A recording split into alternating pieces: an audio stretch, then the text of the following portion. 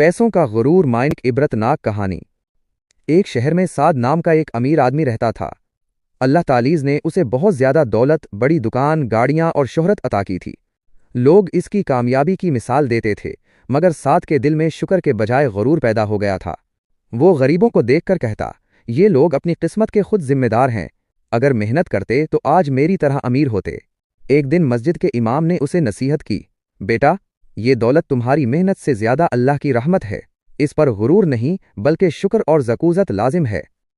سعد مسکرا کر بولا، امام صاحب، مجھے اس مقام تک میرے پیسوں نے پہنچایا ہے۔ کچھ ہی مہینوں بعد شہر میں اچانک مندی آ گئی۔ سعد کا کاروبار گرنے لگا۔